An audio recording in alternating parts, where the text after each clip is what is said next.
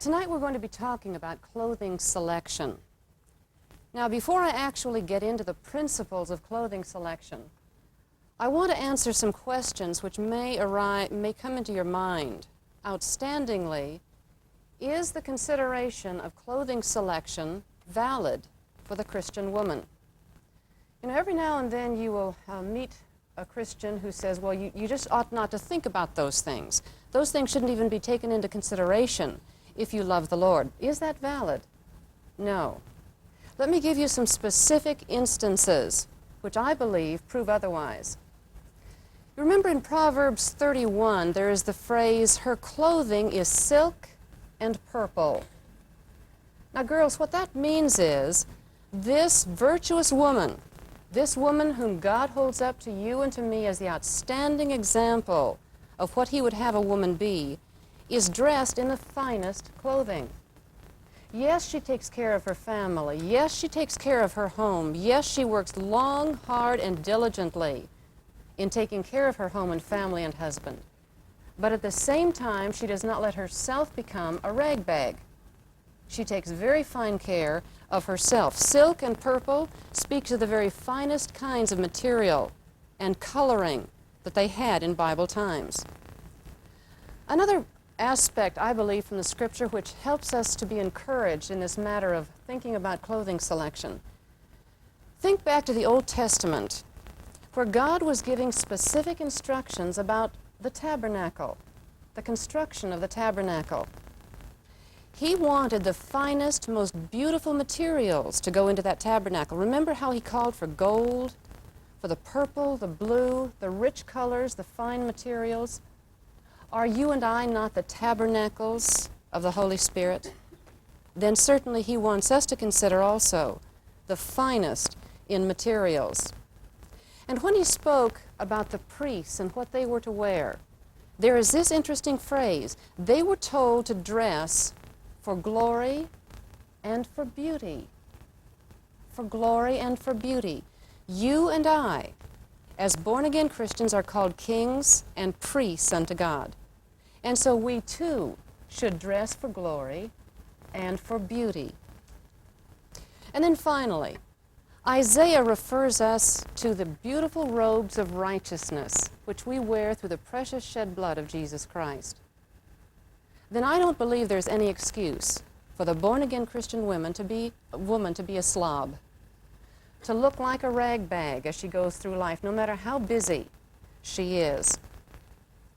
Now, I do believe we should avoid the extremes to which we can go in clothing. One extreme is to be a clothes horse. In other words, the woman who is constantly thinking about clothing, that's really all she lives for, all she thinks about. She is constantly concerned about her closet. She's over on an extreme. But so is the woman who looks like she wears feed sacks. She's on the other end of the extremes. We ought to be balanced in this as in so many areas of life, virtually every area of life. We need to be balanced and be right here in the middle in this concern for clothing selection. First of all, we need to learn to build a wardrobe according to a plan. According to a plan. Now, what happens? Most of the time, we don't really have a plan when it comes to what we put in our closet.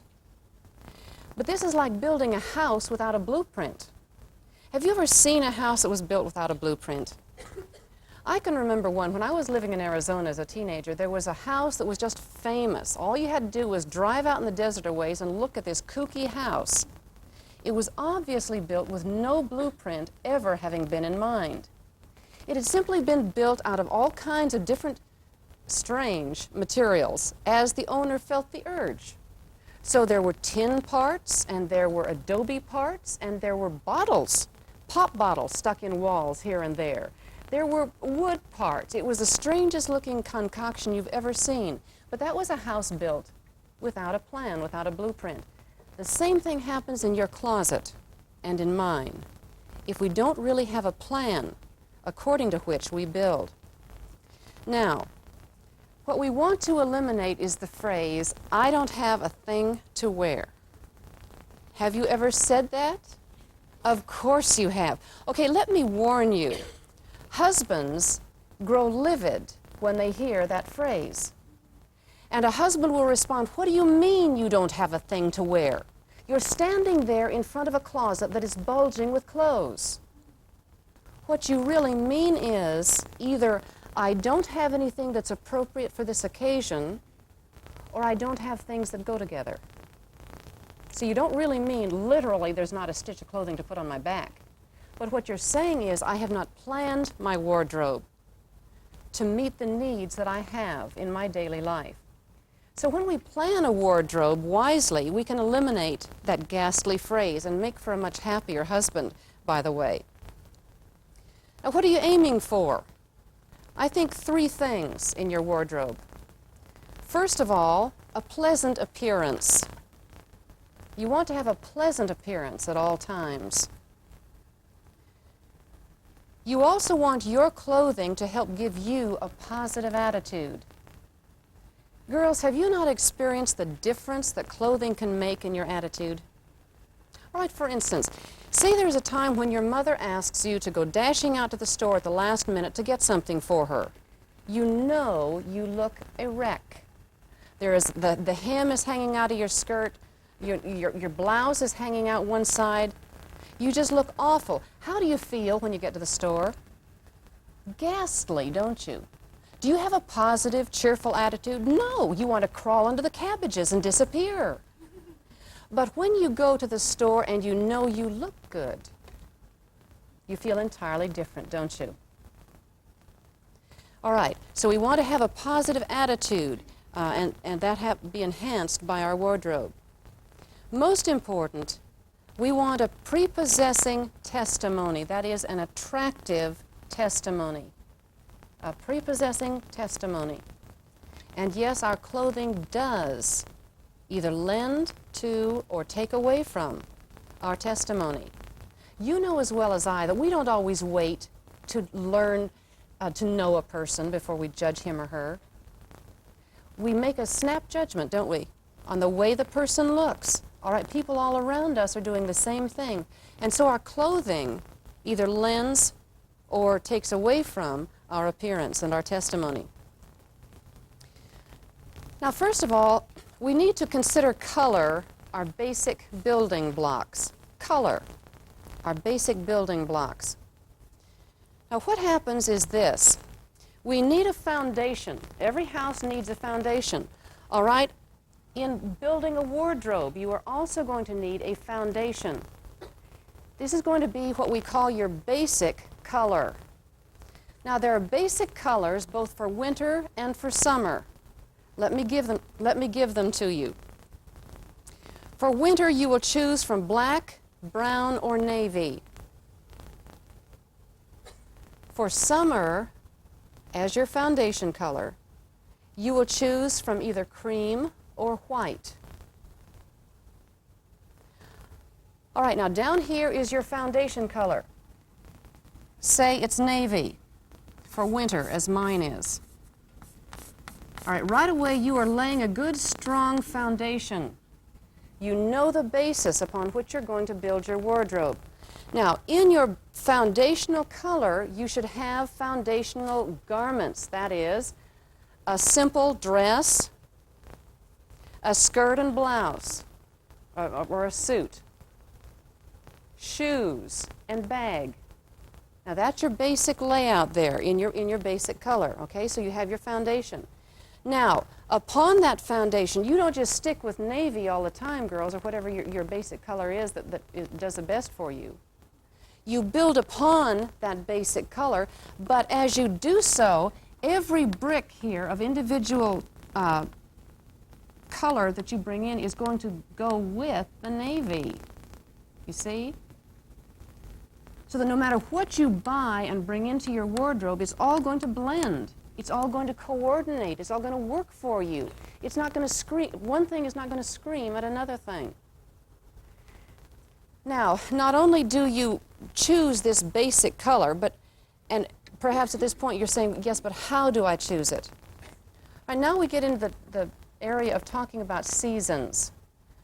Probably most of you have read the book that really has made the premier impression in this field, and that is Color Me Beautiful. That divides people according to skin tone, hair tone, and eye color in seasons: summer, fall, winter, and spring. I couldn't remember where I started. Summer, fall, winter, and spring. Basically, there are warm seasons and cool seasons. Summer and winter are cool seasons. Fall and spring are warm seasons. Now, so in choosing your basic color, you're going to have to keep in mind what is the best basic color for you in your season. All right, for a spring, for instance, as I am, I will look ghastly if I try to choose my basic color in brown or in black. I will look drained of all color. The things will not do a thing for me. And no matter how expensive those clothes might be, I've blown it. Now, if I choose the right navy, and I underline the right navy, then I'm going to look my best in that basic color. But again, in choosing your basic color, your foundational color, be sure that you pick up the right warmth or coolness of tone. Okay, for instance, if you are a winter, your navy would be an almost black navy. That's the thing you will look best in. If I took an almost black navy, I'd look sick. You would want to send me to the hospital. What I need to look for in a navy is a bright, warm navy. And then I begin to pull in these other colors to coordinate with that. Again, you're going to find that there are really very few colors that you have to say, I can't wear. What you want is the right shade of color for your season. And again, that way you see everything goes together. Everything works for you and not against you. And it gives you a very adaptable wardrobe. So that's how you build. You lay your foundation, and then you begin bringing in the bricks of color, and that's how you build with your basic building blocks. You also need to realize, in using color, that the distribution of color is important. Did you know that you can make yourself look smaller or larger just by color? Okay, lights and brights make things look larger.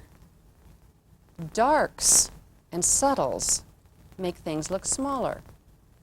Now, you use this to make yourself look as good as possible in size and proportion. Okay, for instance, if you're a little heavy in the hip area, you will not wear your bright, enlarging colors in your skirts. You will keep them up here to call the attention of the viewer up here. And you will keep the lower part of your body in more dark, subtle tones. And just that one little change can make a tremendous difference in the way you appear to other people, because you are using color wisely for the sake of size and proportion. So then color is your basic building block. What is your tool? Line. Line. Now, we do use line as a tool, but we use it very differently. Sometimes we use it as a hatchet. You will see girls dressed with lines so coming on their outfits, they are absolutely doing exactly the opposite of what they ought to be doing for their individual build. But if you use line wisely, you are using line as a hammer to help build that wardrobe wisely. Line helps in the sense of direction. In other words, directing attention. Okay, where do you want the attention of the viewer to go? Always for the Christian woman, it goes to your face, girls. This is where our character, our personality is revealed. Now, I'd like to have you sometime look in a contemporary magazine, contemporary fashion magazine, and see how line is used to direct the attention to other parts of the body that the ungodly want to emphasize. You will see very clearly how fashion uses line to direct the attention exactly where they want it. You and I have to be careful that line directs attention to the face. We also use line as a means of disguise. As a means of disguise. Again, particularly in proportion. All right, for instance, say you have a short waistline and you feel that it makes you look dumpy if you wear your belt where your waistline actually comes. Just by changing a line, the appearance of line, you can do a great deal to make yourself look like you have a longer waistline. For instance, rather than having your belt right here, you would have a dropped, just a slightly dropped waistline. And it can make a great deal of difference in slimming you out to the eye of the beholder. So line is a valuable tool for you to use, and we should use it wisely. What is our goal? It's coordination. Coordination. Girls, begin to get the habit of thinking coordination, coordination, coordination. When every time you open the closet, every time you go to the store, that's one good thing to keep you on the track of the right purchasing. No matter what the price tag says, if it's not going to coordinate with your wardrobe, it's a waste. So coordination. You want eventually to have everything in your wardrobe working together. You know what that does for you, girls? It makes it possible for you to have a much more useful wardrobe with a lot fewer clothes. A lot fewer clothes. Your husband will love you forever if you build wisely in this area. You're going to find that men get a little sensitive about the price of women's clothing. So you have to think of these things. At all times, avoid impulse buying. That thing that the sales girl is trying so hard to sell to you, watch it.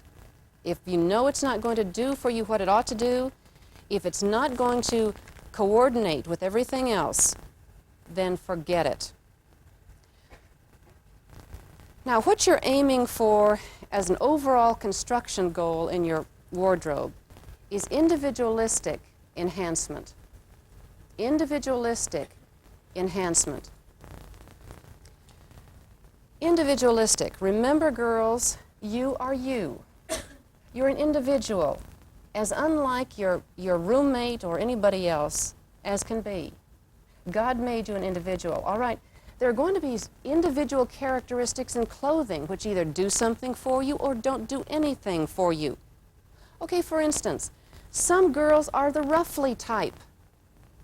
But the very best friend of that girl, if she puts on a ruffle, looks like Dumbo, the elephant. She may not be large, but she is simply not the ruffles type. Okay, what type are you? What are you as an individual? And what kind of clothing is going to enhance what you are individually? Now, at this point, let me show you how to use some coordination in a wardrobe. Okay, here we have a very basic navy outfit. Now, as you'll notice, the navy of the blouse does not quite match the navy of the skirt. Have you ever noticed how nasty blacks and navies and browns are to really match? Okay, what you would want to do probably, if you were really going to wear this just as a skirt and blouse outfit, is to disguise the division here between the colors so that the eye does not say right away, my goodness, she didn't do a very good job of matching those navies, did she? All right, but now suppose that this is a better match of the two navies. Now here on your basic foundational color, you start to build. Now I don't know if you can see or not, but there are navy flecks in this vest. Okay, you can do this. Just pull in the little navy flecked gray vest, and you have another outfit. Maybe you want to be a little happier than that. It's a rainy day and you feel a little gloomy, so you want to put on a red jacket, a red vest. Again, you've not changed the basic pieces, but you are doing a lot to make it look like a different outfit. Or maybe you're feeling just sort of in-betweeny, and I'm not going to put this over her head, but I'll just hold it up here. And you want to bring in this soft coral color. Again, you're using those basic pieces, but people are going to think you have an entirely different outfit. I would challenge you sometime to make an experiment. You can take a suit, a two-piece suit in your basic color, wear it all week long, and just change, say, blouses and accessories, and people will never notice that you're wearing the same thing. Using your basic is that wise. Okay, now maybe you don't feel like wearing a vest on a particular day.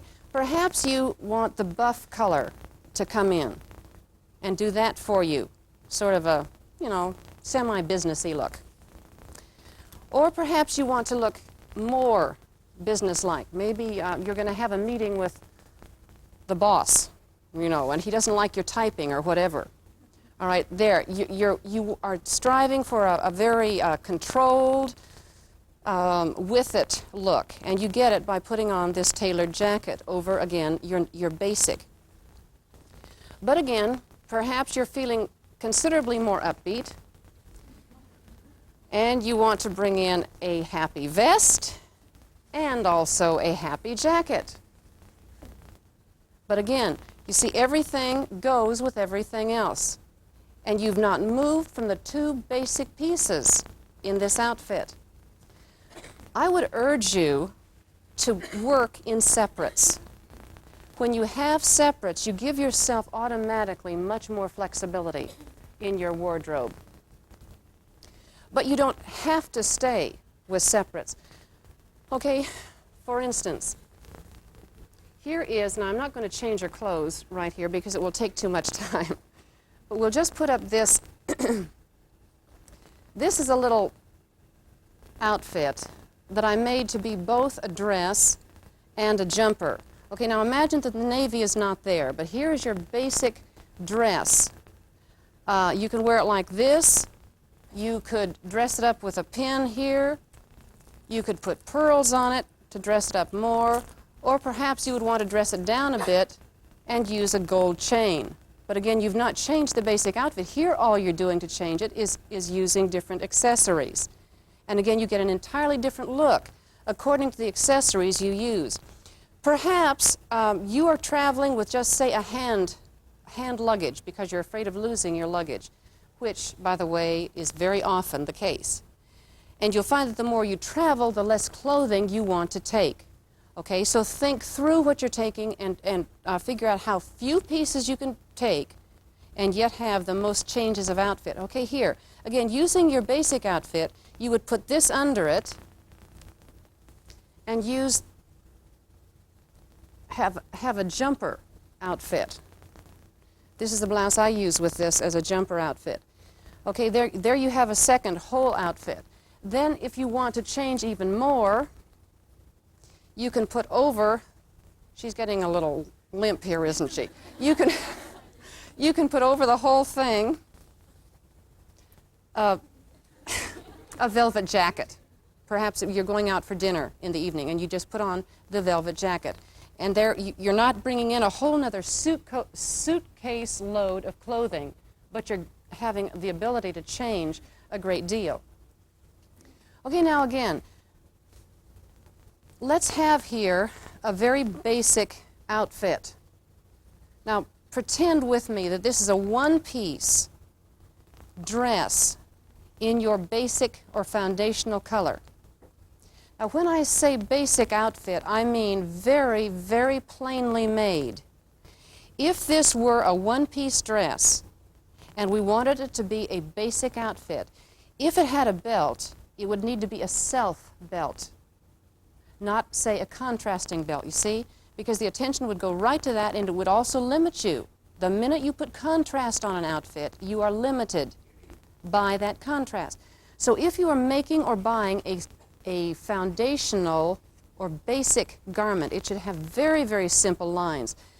The best line, I believe, at the neckline for a foundational or basic garment is the jewel neckline, because you can do so many, many things with it. Okay, now I don't want to get ahead of myself here, so I think I'll wait a while and show you a little later some of the accessorizing you can do with the basic outfit there. But I believe you get the idea of what you're working for. Coordination. Not a lot of pieces, but pieces that all work together. This way, girls, you are building according to a plan, and your wardrobe is going to be very, very functional. If you want a good test of how workable your wardrobe is, I challenge you to pack for a trip. in one small bag. You know, I suppose there's one area of sort of pride in my life, and that is that I pack much more lightly than my husband does. I take one little bag. If at all possible, it is simply a shoulder bag. I don't check anything, but I have everything in that one bag. Here my husband comes puffing and huffing along. He's carrying a briefcase and another suitcase and then a hanging bag over his shoulder. I just smile sweetly and go on my merry way. You'll find if you travel at all that you're much, much happier without a lot of excess clothing and baggage. So test yourself and pack for a trip. You'll delight your father, you will delight your future husband by being a good wardrobe packer. All right, the second big division of this lecture is that we should build our wardrobe according to purpose. According to purpose. Have you ever thought about the purpose of your wardrobe? Your purpose should be in accordance with your needs. Again, girls, each one of you is an individual. Your closet shouldn't look like mine.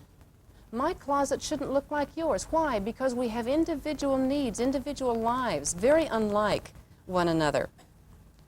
All right, what do we need to take into consideration as we think of this? First of all, our individuality. Again, what is your type? Girls, no matter what is going in a given fashion season, don't buy it and don't make it if it's not you, if it doesn't do something for you. A second consideration, finances. Why in the world try to have $1 million wardrobe when you're on a $5 a week salary? It doesn't make a bit of sense. You have to think of your finances. What can you afford? What can you afford? A third consideration, what about social needs? Social needs. Okay, for instance, if your life as a married woman becomes that in which the most dressed up occasion you attend is a once-a-year family reunion, why in the world would you have a quarter or a third of your wardrobe fancy dresses? They're a total waste. You should only have one or two things at that dressy end of your closet, you see? If, however, you find yourself in the kind of a situation where you really do a lot of socializing, then you're going to need more of the dressy things in your closet and fewer of the casual. So you take into consideration your social activities. And then, of course, fourth, you think about your vocation. Your vocation. What is your vocation? The woman who stays home, does not work, but simply stays home and takes care of 16 toddlers, needs one kind of a wardrobe, while the woman who goes out to work every day, common sense tells you, needs an entirely different kind of wardrobe, you see? I remember the days when our children were small, and, you know, no matter how well you burped them and carefully fed them and wiped their little mouths, they were always, you know, spitting up on you. And I remember thinking, I wonder if I will ever see anything that's not washable again. In those years, I didn't wear wool. There was no way I was going to pay for cleaning every time a baby spit up on my shoulder. It would have been stupid. So I just kept the wool, you know, it just sat there, and the moths had fun with it while I waited for the kids to grow up a bit. But so much depends on your vocation. Again, if you don't have children and you're going to the office every day, you're going to have some tailored clothing, some business-like clothing, whereas the mother who always stays home may never have to have a suit, you see? So according to your vocation.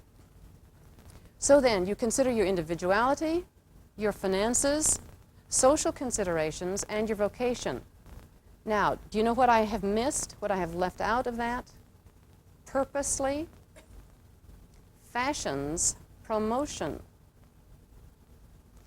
Girls, it doesn't matter what fashion is being promoted in any given fashion season if it does not fit your needs in these four areas. Forget it. Forget it. It so irritates me to have women the slaves of fashion designers. It is so dumb. And have you not noticed what they do? They change drastically from one season to another. Why? To make you happy? Honey. They change drastically from one season to another to fill their own pockets and to make you feel out of it when your clothing doesn't exactly fit what's going in that season, what is in that season. Okay, for instance, just a few fashion seasons ago, if you bought a suit, chances are you bought a suit with pleats in it, in the skirt. Maybe those almost knife pleats, small pleats. The very next time it was season for a suit, do you think you could find a pleat anywhere in a skirt? No, ma'am. They were out. Now, the fashion industry does this consciously, purposely, to get your money. So you see, what you want to do is stick with that which is classic, that which is going to be there, available to you, and right, month after month and year after year. You do not pay attention, you do not become a slave to fashion's promotion. We want, of course, one of our purposes in building our wardrobe to be a pleasing appearance, a pleasing appearance. Now, for the Christian woman, this is not just a matter of the physical, but we want the essence of our testimony to be reflected in the way we dress, and it is, either positively or negatively. You and I might consider dress a fitting frame for character and testimony. Think of your closet or your wardrobe as a frame in which the testimony of your life appears to the public, and that's exactly what it is. Each of us needs to have the right kind of attractiveness. Girls, we don't want to scare off the unsaved person by the way we look. We want the right kind of attractiveness. The kind of attractiveness that draws that unsaved person to us, wondering what it is that gives us that clean, healthful, happy appearance. Not just the clothing, but the clothing helps say something either positively or negatively. So the right kind of attractiveness. We also want to have a practical appropriateness.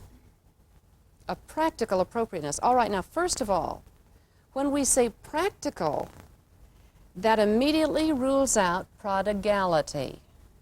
In other words, we don't just go out and throw money away and buy clothing wildly according to whatever whim hits us. That's not practical. It's not practical in any sense of the word. You will never be able to wear all those clothes, or certainly you won't get enough wear out of them to make them profitable for you. And you're wasting yours and your husband's money. So we are not prodigal in our spending at all. We are practical. Appropriateness for the Christian immediately rules out immodesty. It immediately rules out immodesty.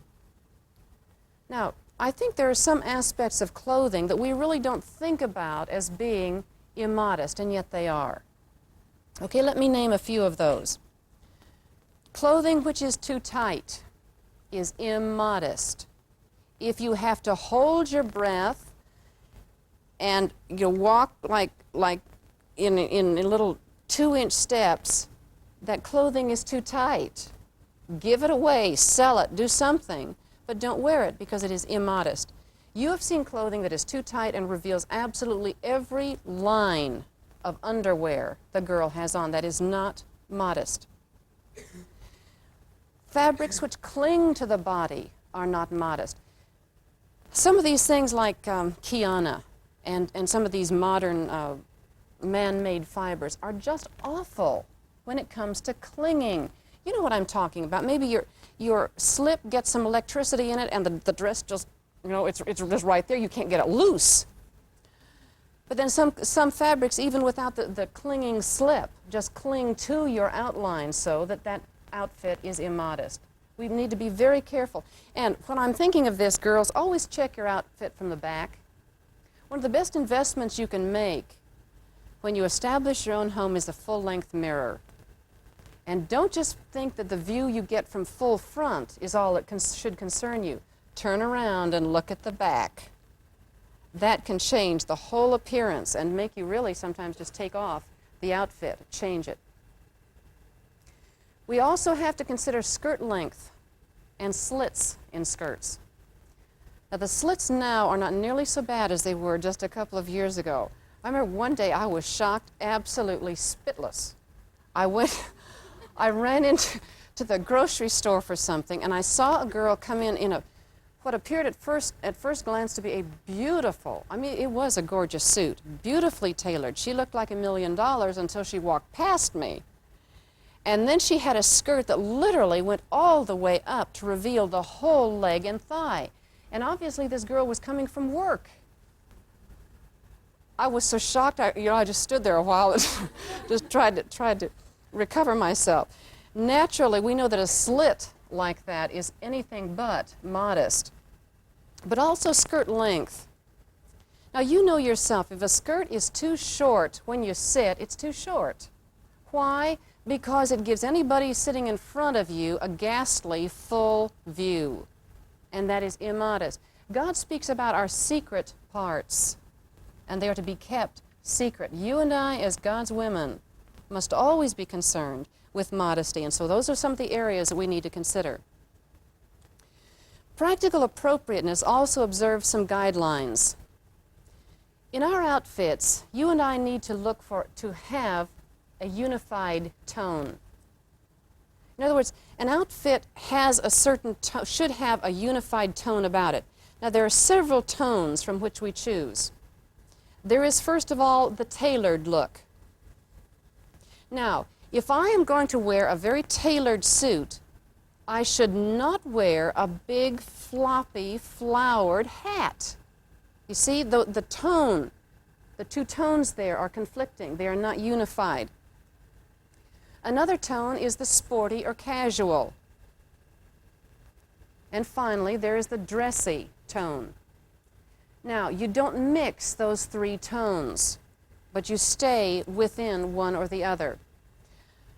I think an outstanding example of the mixture of tones tickles me here on campus, and that is when you see girls coming to the artist series, gorgeously arrayed. The dress, you know, there's not a wrinkle in it. It is absolutely beautiful. Her face is radiant. Her hair is lovely. And then she picks up her skirt to go up a step, and you see she's in these awful, clunky shoes. The tone of her outfit is not unified. So we need to watch that we are unified in tone. We also need to take into consideration the seasonals. Some things belong to some seasons and not to other seasons. Okay, for instance, patent really should stick to spring and summer. Patent leather, you know, that shiny plasticky stuff, that should be spring and summer. Velvet is winter. Don't wear it in July. Straw is spring and summer. And yet you'll see violations of this everywhere. But we need to be aware of these seasonals. Now, what am I talking about when I say winter and summer? What's the breakdown? Okay, roughly, October through April, October to April is considered winter. That's, I suppose, as good a guideline as any. October to April is considered winter. All right, the third part of this lecture, build your wardrobe for permanence. For permanence. I've already hinted at this, but I want to get into it with a little more detail. First of all, quality outweighs quantity. Quality outweighs quantity. Girls, it is not so important how many clothes you have as what kind of clothing you have. Remember, in clothing as in everything, you get exactly what you pay for. You get what you pay for. Therefore, you need to learn to recognize quality. Quality has a certain look and a certain feel to it. I would urge each one of you, if you have any question about what is good quality in clothing, to dress up just fit to kill someday, you know, so you look like you really have money in your purse when you only have a nickel. Go into the nicest dress shop in your town and just feel the fabrics. Look at the construction. There is all the difference in the world in well-constructed clothing and cheaply constructed clothing. Look for those details of construction, of feel, and get to the point that you really know quality. Now, why? So you can go blow a whole week's wages on one outfit? No. But so you can recognize it when you find it in other places that are affordable. Got it? So learn to recognize quality. Also learn to recognize the brand names, which generally speak of quality. Now, underline generally, girls, because in every one of these, you'll sometimes find a lemon. But generally, there are some brands you can trust. Let me just give you a few of them. Pendleton. If you get a good Pendleton wool, the silly thing will not wear out. You cannot destroy that thing. It's marvelous. I don't know what they do to their sheep, but whatever it is, they do it right. Evan Pacone, Breckenridge, Harvey Bernard, or HB sometimes he's called, Liz Claiborne, Molly Parnas, Jones, New York. But again now, in every one of these, don't just go by the label. I mean, say you go out to a garage sale and see the label, check the construction and the quality of the fabric also, because every one of these will pull a fast one on you if they can. Also, top of the line within brands and within stores. Okay, for instance, when you're clothing your children, your toddlers, for instance, look for the Sears Best. They're marvelous for hard wear. Those little fat knees cannot get through them. But the Sears, the cheaper brands, they will wear out very quickly. So you see, you need to know where you're putting your money. Put your money where your wear is. Girls, if you are working in an office and day after day you're wearing suits, put most of your money in your suits, not in the dress that you wear once a year. I remember a number of years ago, I had an outfit for Artist Series that I just loved, and it cost $8.88. I got this gorgeous-looking outfit, sort of a, well, you know, a flowing Artist Series-y looking thing for $8, and then I found earrings and necklace for 88 cents. And I got more compliments on that thing. And that was really all the money I should have spent on it, because I only wore it like once or twice a year. Put your money where your wear is. Watch sales and check outlets and thrift shops. You know what a thrift shop is? I love them. They're resale shops. They're places where the rich ladies take the clothing they no longer want. And you can get marvelous buys. Hey, especially if any of you are from Florida or other places where rich people go, look at the thrift shops. You can get some tremendous buys. At Christmas time when we were down at Hilton Head, there's a little resale shop down there we always check, and I had more fun this time because I found a gorgeous lacy cotton knit two-piece hickey in a designer label that doesn't look like it has ever been worn, and I paid, I think, $25 for it. Oh, it's such fun. Don't feel that you can't go in these thrift shops, Goodwill, Salvation Army. Learn to circulate these things, because you can find marvelous buys. Say in a Salvation Army place, you can pick up a dress for $2 and $3, a very good dress. Okay, so watch these places where you can really make your money count. A second principle, the basic outlives the bold. The basic outlives the bold. Anything memorable, girls, is self-limiting. My husband taught me this a number of years ago. He had a jacket that I dearly loved. It was a big, bold, black and white or black and cream plaid. And I kept saying, honey, why don't you wear that jacket more? And he said one day finally, I can't. I said, what do you mean? He said, this jacket is so bold that it's memorable. People remember that I have worn it. So if I wear it once a week, it looks like I'm wearing it 2 or 3 times a week. He was right. If you have something that is very noticeable, people are going to remember it. But if you use the basic more, They're not going to know. It's the contrast between that bold black and white check and the simple, well-constructed navy blue suit, which will go and go and go, and no one will think you're wearing the same outfit. Darks are more unobtrusive and serviceable than brights. Now, that doesn't mean that you make an all-dark wardrobe. You would begin to look very, very dreary. But you will find that the darks are more serviceable than the brights. And plain excels pattern. Remember, I was telling you about the plain design for a basic or foundational dress. That's because you can do so many, many things with it. You see, if you buy a dress, though it is in your foundational color, but it has, say, a contrast collar, you're limited right away by the contrast collar. If it didn't have that thing, you could do all sorts of different changes with the outfit. Another thing that will help build your wardrobe for permanence is fit. Have you not found that if something doesn't fit, you don't wear it? You know, there is that time you're just desperate for an outfit, so you let this fast-talking sales clerk talk you into buying something that you know isn't going to really fit you. For me, I have an almost impossible time buying something with a waistline that is long enough. You've noticed I'm about 17 feet tall. My waist is very long. And if I will let a sales clerk talk me into buying something where the waist does not hit me right, it drives me absolutely avocado. Because I fight that thing, I fuss with it, I twitch, it scratches, it itches, it bothers me constantly, and after very, very few wearings, that thing is shoved back in the closet. And I don't wear it anymore. And you're the same way.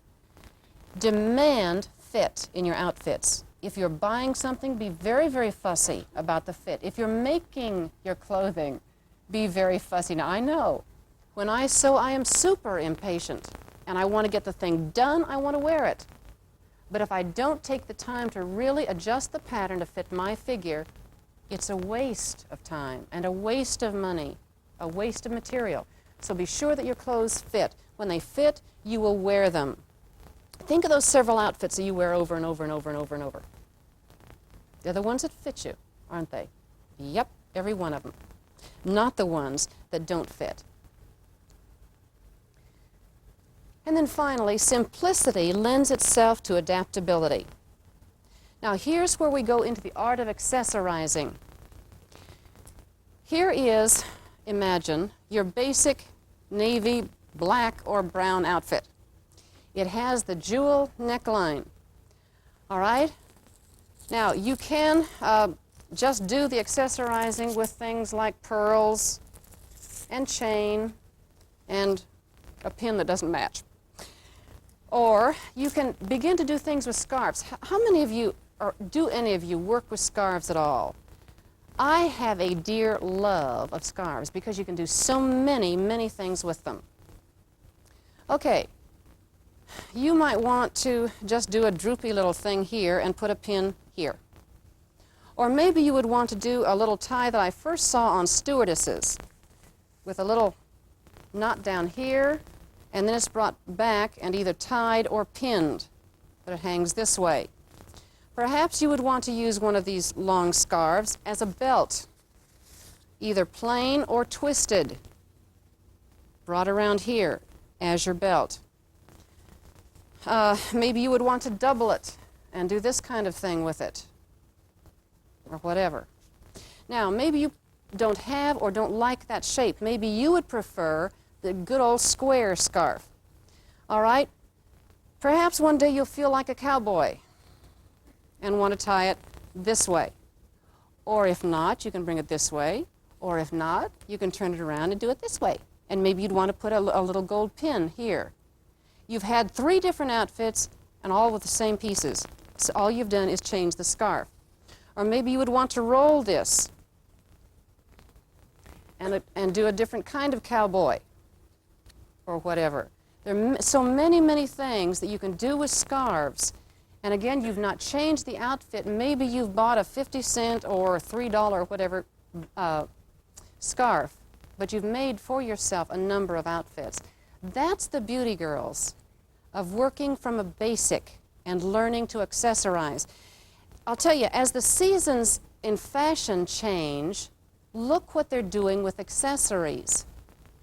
And you'll find that you can always give the feel of being up to date in your fashion by simply changing the way you use your accessories. Not necessarily even buying new ones, but the way you use them. So check those little things like accessories.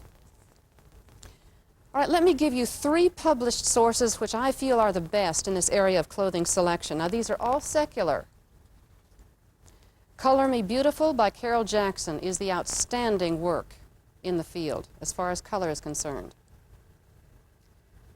Judith Keith, Keith, has written a book called I Haven't a Thing to Wear. And she, of course, solves that problem. And then Emily Cho, C-H-O, has written a book called Looking Terrific. So those 3 books I would recommend to you in the area of clothing selection.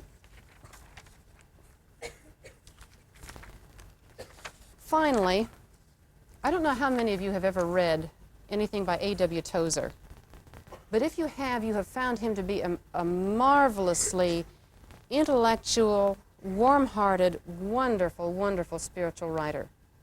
I was very interested not long ago to find what he had to say about women and clothing. Listen to this.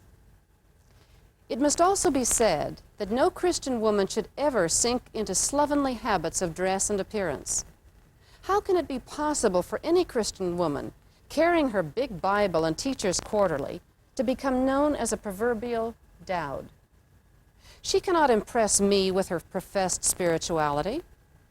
I can only shrug and think about her unkempt dress, wondering, did she go to the old bureau in the attic and pull out the old rag? Or did she sleep in it? I can be very positive about this. I don't believe that true spirituality can afford to leave that kind of impression. There is no place in the heart of Jesus Christ, nor in that of the tender, artistic Holy Spirit for dowdiness, nor dirt, nor inconsistency. And I think that statement by A.W. Tozer says it all when it comes to building a wardrobe for the Christian woman.